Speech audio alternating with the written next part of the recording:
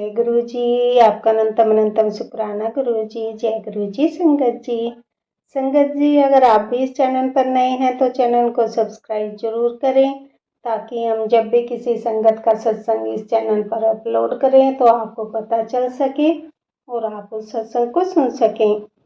संगत जी, अगर आप भी अपना शुक्राना सत्संग शेयर करना चाहते हैं तो दिए गए व्हाट्सएप नंबर पर भेज सकते हैं। वीडियो, ऑडियो या लिखकर आपके लिखे हुए सत्संग को हम अपनी आवाज में रिकॉर्ड करके दूसरी संगत तक पहुंचाएंगे।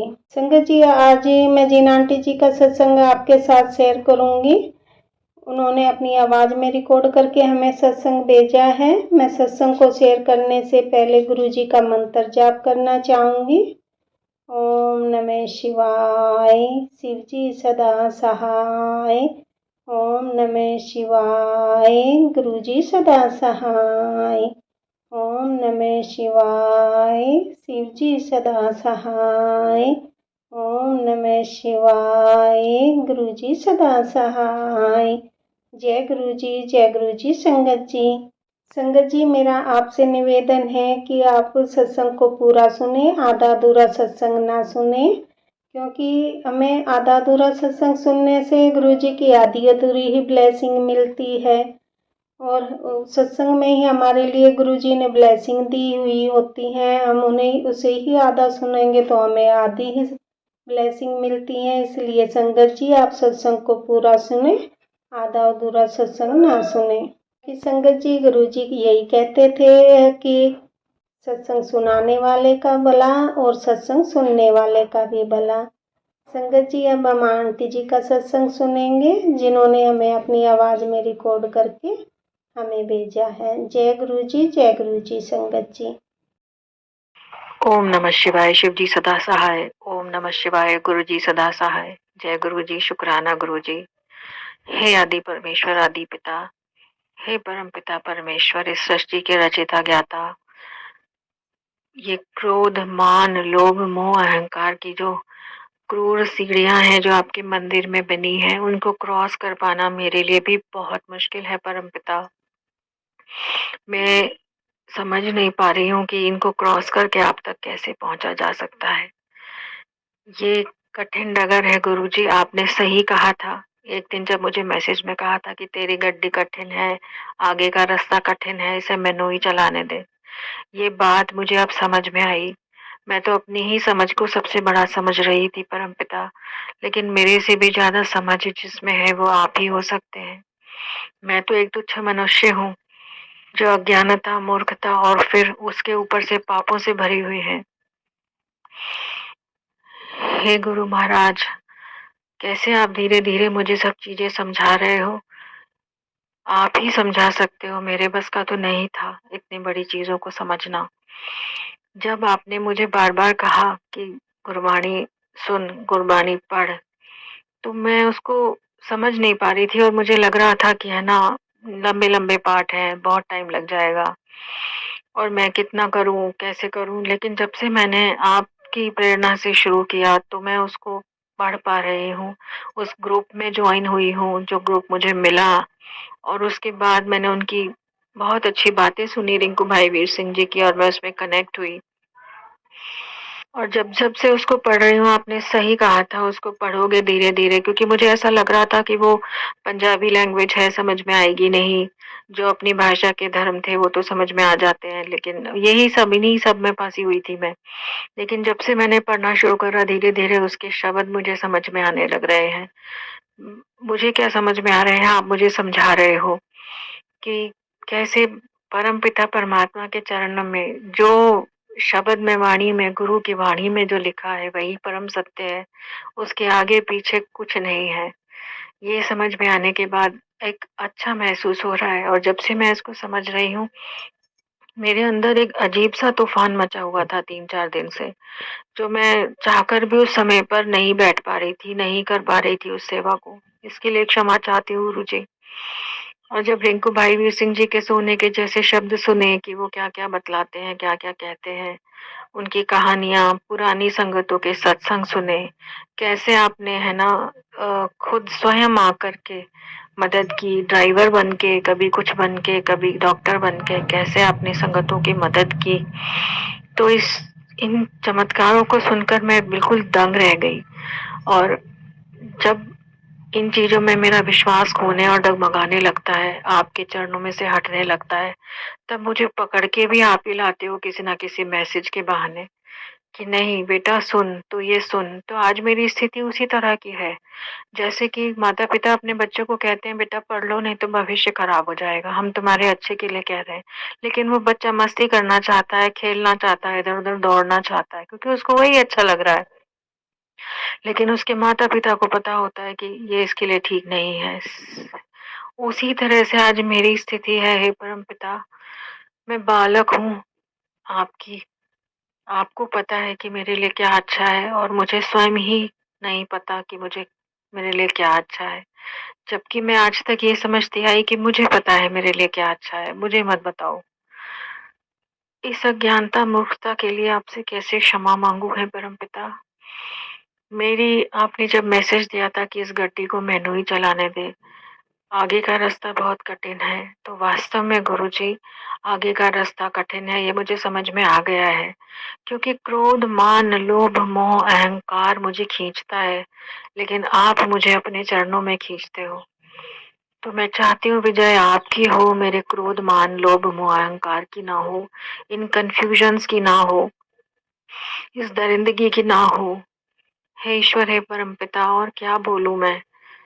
जो चीजें हो रही हैं उन्हीं से समझ में आ रहा है। तो कुछ चीजें जो आप कहते हो ना, अभी मैं एक बहुत बड़ी परेशानी में थी, तो मैंने जब तुरंत आपका मैसेज देखा कि मैंने कहा गुरुजी ओफो अब ये परेशानी दे दी, तो आपने तुरंत कहा कि है ना समस्या मैंने दी है तो सुलझाऊंगा भी मैं ही। लेकिन मैं फिर भी उसे खुद सुलझाने में लगी हुई थी, प्रार्थना हर तरह से करने में लगी हुई थी। लेकिन फिर यही समझ में आया कि आपका मैसेज फिर से याद आया कि नहीं परेशानी मैंने दी है तो सुलझाऊंगा भी मैं ही। तो बस आप जो कहते हो ना कि अपना भांडा साफ रख, नीवा होके चल, ये दो बातें बहुत ही सोने के अक्षर हैं, सोने की बातें हैं। इन्हें मैं निरंतर समझ सकूं, इनका जाप कर सकूं, तो ही मेरे लिए सर्वश्रेष्ठ है। बस यही समझ पाई हूँ मैं।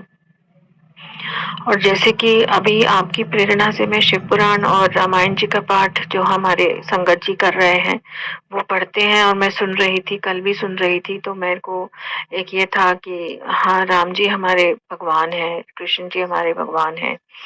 तो जो उसको सुनते सुनते ही मुझे एहसास हुआ, जब उसमें एक लाइन में रामायण के पाठ में आया कि जब सीता जी को निकाल देती हैं कैकई माता, भड़का के सब कुछ कर देती हैं, हम सभी को पता है। तो वो उनको बाद में प्रायश्चित होता है कि सीता जी इतनी बड़ी महारानी होकर के जमीन पे सो रही हैं, उन कष्ट पा रही हैं, दुख पा रही हैं। तो उनको फिर कोई बताता है कि ये कष्ट जिस कोई किसी को दुख दे नहीं सकता, अपने कर्मों के हिसाब से दुख मिलता है। तो इस बात को सुनकर जैसे मेरी आंखें ही खुल गई, फिर से खुल गई, फिर से समझ में आया कि जैसे मेरे अंदर एक भरा हुआ था, एक गुस्सा, एक रोष, खासतौर से जब हम ब्लैक मैजिक या कुछ ऐसा सुनते हैं, तो हमें नेचुरल सी बात है कि एक क्रोध आता है अपने दुश्मन के ऊपर कि उसने हमारे ऊपर हमारा इतना बेड़ा गर्क कर दिया, ये कर दिया, वो कर दिया। लेकिन जब ये बात कल मैंने सुनी तो मेरे को जैसे बहुत ही अच्छा लगा कि क्योंकि साईं बाबा भी इतने टाइम से सच्चरित्र में मैं पढ़ रही थी कि कोई किसी का नहीं कुछ कर सकता, सब अपने कर्मों का होता है, तो अपने कर्मों पे ध्यान रख, बाकी तो मुझ पे छोड़ दे। वही गुरुजी आप कहते हो। लेकिन इस बात को बड़ी मुश्किल से समझ पाई जब मैंने कल वो शब्द सुने, जब मुझे पता था लेकिन फिर भी जैसे मुझे दोबारा वो डोज चाहिए थी। कहते हैं ना एक मरीज जब तक ठीक नहीं होता डॉक्टर उसे डोज देता रहता है, वही स्थिति मेरी थी। तो मैंने वो लाइन जैसे ही सुनी कि कोई किसी को दुख दे नहीं सकता, सब अपने कर्मों से मिलता है। हमने जो कर्म किए हैं वही दुख, वही पीड़ा, वही कष्ट हमें मिल रहा है। तो इस बात का फिर क्या इतना वो करना दूसरों के ऊपर, जो मुझे आ रहा था इतने दिन से मैं गलती कर रही थी। इस बात को इस तरह समझाने का अनंतम शुक्राना गुरुजी कि मुझे समझ में आया कि जो भी कष्ट, पीड़ा या ब्लैक मैजिक या जो कुछ भी है वो सब मेरे ही कर्म है। जब सीता जी इतनी बड़ी रानी, इतनी पतित पावनी महिला जो स्वयं राम जी की पत्नी थी, राजा जनक जिनके पिता थे, जिन राजा जनक एक ऐसे ही व्यक्ति थे जिन्होंने है ना सारे कर्म अपने दूर कर लिए थे। सारे कर्मों से मुक्त हो गए थे, क्योंकि मैंने ही पुराणों में ही सुनी है ये बात। तो ऐसी पतित पावनी महिला के भी कर्म थे, तो मैं तो क्या चीज हूँ गुरुजी। ये बात मुझे पता थी, लेकिन फिर से इसका ज्ञान दिलाने का शुक्राना गुरुजी। अब मैं कोशिश करूंगी कि मैं इस पे चिंतन कर सकूं, चिंता ना करूं, निरंतर जाप कर सकूं। पाठ में पढ़ती हूँ, सुखमनी साहिब जी सीख रही हूँ, जपजी साहिब सीख रही हूँ, तो ऐसा लग रहा है जैसे जिंदगी के सारे पहलू दोबारा से सीख रही हूँ। आपके चरणों में रहकर ये सब सीखने को मिल रहा है। क्या ये कम शुक्राना है? और मैं क्या शुक्राना कर सकती हूँ? शुक्राना करने लायक तो शब्द भी नहीं है, इतनी ज्ञान बुद्धि समझ भी नहीं है कि आपका शुक्राना कर सकें ढंग से। बस आप जो बता रहे हो, आप जो सिखा रहे हो, वही वापस आपको अर्पण कर सकती हूँ मैं तो। कि आपने जो बतलाया, सिखलाया कि कितना क्रोध, मान, लोभ, मोह, अहंकार द्वारा जनित होकर हमसे अत्यंत पाप हुए, अनगिनत पाप इस जन्म में हुए और पिछले जन्म में हुए, उनकी क्षमा मांगना, उनका प्रायश्चित करना बड़ा मुश्किल हो रहा है गुरुजी। बड़ा मुश्किल है वास्तव में। ये गड्डी आप ही चला लो गुरुजी। इस गड्डी को मैं आप ही को सौंपती हूँ गुरुजी। करता धरता मैं आज तक स्वयं को मानती रही कि मैंने ये किया, मैंने ये किया, पर इस मैं से भी छुटकारा नहीं हो पा रहा है। इस मैं से छुटकारा दिला दो गुरुजी, जिससे कि मैं ये कह पाऊँ ये गुरुजी ने किया, ये गुरुजी ने किया। मैं स्वयं को नहीं बल्कि अपने परम पिता को वडियाइयाँ दे पाऊँ। ये मैं धीरे धीरे कम हो जाए और मेरा परम पिता का सारा मान, सारी बड़ाई हो जाए मेरी इस जीवन के थ्रू। जो आप कर रहे हो, जो आप लिख रहे हो, जो ज्ञान मुझे दे रहे हो, इसका शुक्राना गुरुजी। साईं बाबा और गुरुजी का जितना शुक्राना करूं उतना कम है। कुछ चीजें हैं ना जो आप कहते हो कि मैं प्रैक्टिकल गुरु हूँ, वो वास्तव में बिल्कुल सही बात है। आपने कहा था कि आप रसिक वैरागी हैं। रसिक यानी कि जीवन के सारे जो काम, धर्म, अर्थ, काम, मोक्ष, ये सब चीजें भी हमें सीखनी है। धर्म, अर्थ, काम मिल होते हुए हम मोक्ष की तरफ कैसे जा सकते हैं, ये रास्ता निकाला है आपने मेरे लिए गुरुजी। इसका मैं कैसे शुक्राना करूं? क्या मैं इस लायक भी हूँ? मैं तो कई बार यही सोच में पड़ जाती हूँ कि किस तरह से मैं निरंतर आपके चरणों में पड़ी रहूं, उनका ध्यान करती रहूं। बस इतना ही मेरे लिए काफी है। और जो सांसारिक चीजें हैं वो जो आप कर ही रहे हो मेरे लिए, लेकिन ये जो परम ज्ञान मुझे प्राप्त हो रहा है, ये जो चीजें मुझे धीरे धीरे समझ में आ रही हैं, ये बहुत बड़ी बात है गुरुजी। ये आज की इस कलयुग में मेरे जैसे तुच्छ मनुष्य के लिए समझना बहुत मुश्किल काम है गुरुजी। बस इसी तरह मेरा रास्ता मुझे दिखाना गुरुजी। मेरी जहाँ मैं भटकूं, जहाँ अंधेरों में पड़ूं, वहां मेरे लिए टॉर्च बना देना गुरुजी, क्योंकि ये सब करना मेरे बस की बात नहीं है। मेरे से तो ना जाने कितने अनगिनत पाप हुए हैं, जिनकी गिनती भी नहीं है। पिछले जन्मों से देखूं तो कुछ भी नहीं पता है। तो ये जब चीजें मेरे को समझ में आती है ना कि हमारा जब जन्म हुआ, क्या हमारी इच्छा से हुआ? हम चाहते थे ऐसे माँ बाप हो, ऐसा घर हो, इतना खाने को हो, इतना पहनने को हो? नहीं, कुछ भी नहीं था हमारे बस में। हमारा मरण होगा तो साईं बाबा कहते हैं कि सुसाइड की मत सोचो और कर्म बढ़ जाते हैं। सुसाइड, इससे अच्छा जो कर्म है वो इस जन्म में ही झेल लो। तो कितनी अच्छी बात है ये, क्योंकि हमारा मरण भी हमारे हाथ में नहीं है। अगर हम इन चिंताओं परेशानियों से मुक्त होकर मरण की सोचें तो वो भी इजी नहीं है। तो सबसे अच्छा रास्ता यही है कि गुरु के आदेश पे चलना सीख लें। गुरु के आदेश में, गुरु की रजा में रहना सीख लें कि तूने जिस हाल में रखा है परमात्मा, ये तेरी मर्जी है। तो इसमें मैं कौन होता हूँ या मैं कौन होती हूँ? तो वो जिस रास्ते पे चलाई चले जा रहा है, बस उसी रास्ते पे चलाई चल। हे परम पिता परमात्मा, बस तू इस गड्डी को मत छोड़ना। आज मेरी हालत उस अर्जुन की तरह ही है, तो सब तरफ से हार खा के आपके चरणों में हे वासुदेव पड़ गया है कि हे वासुदेव मुझसे अब नहीं होगा, अब आप आगे, आप संभालो।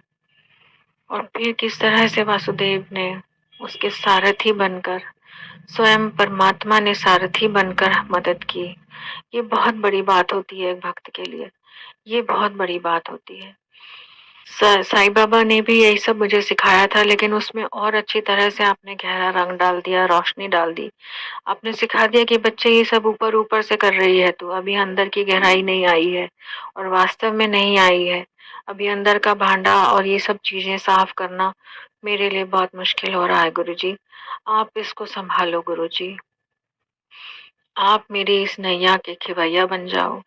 आप मेरे सारथी बन जाओ। और आप तो स्वयं ही कह रहे हो कि गड्डी मैनू चलाने दे, तो भी मैं अपनी अड़कलें लगाती हूँ। इसका लिए क्षमा कर दीजिए गुरुजी मुझे, क्षमा कर दीजिए गुरुजी। बस अब इस शुक्राने को और क्या बोल सकती हूँ मैं।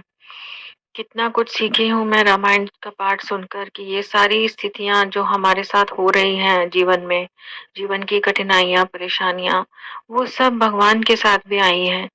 शिव जी पार्वती जी का संवाद सुनो तो पता लगता है कि कैसे-कैसे देवी मैया का क्या महत्व है।